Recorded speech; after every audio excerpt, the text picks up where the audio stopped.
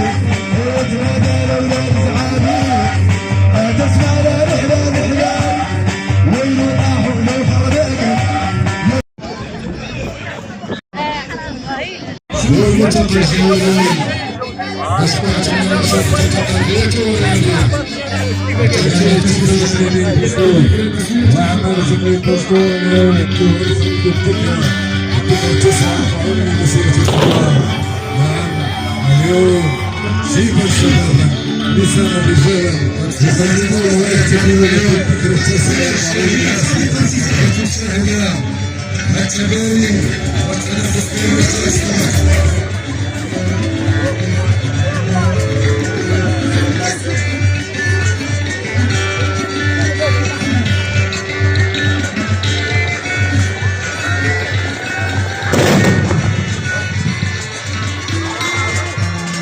ما تروّلوا خطوا لي ها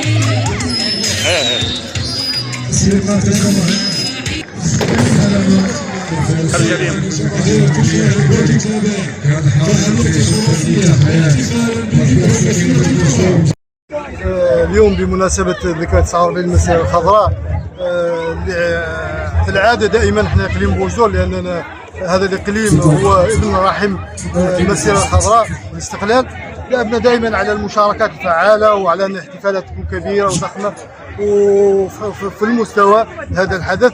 اليوم احنا في 49 كمجالس منتخبة جميعا كلها كيقوم بنشاط، وكمجلس اقليمي بشراكة مع عمالة الاقليم ومجموعة من الجمعيات وفعاليات جمعوية محلية. اخترنا هذه الساحة ساحة خلق الطريق من اجل من اجل سباق الهجن، من اجل كذلك عرض الموروث الثقافي المحلي اللي هي التعاونيات الفلاحيه اللي عرضت منتوجات هذه الساحه ضمن خيام الشعب اللي هي كنعتبروها احنا كموروث محلي وثقافي. والهدف لنا جميعا هو على انه الاحتفاليه اللي دائما كتشهدها مدينه بوصدور في هذه المناسبه العزيزه علينا جميعا انها تتم من نجاح الى نجاح اكبر.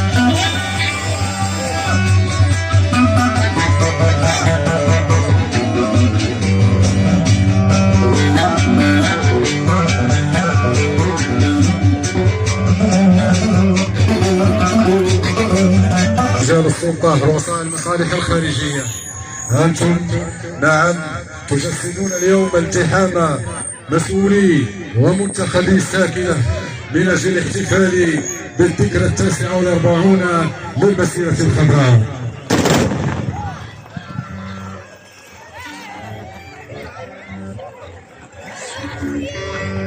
لا تنسوا الإعجاب والاشتراك في القناة فار بريس وتفعيل الجرس ليصلكم كل ما هو جديد ودعمنا بنشر الفيديو.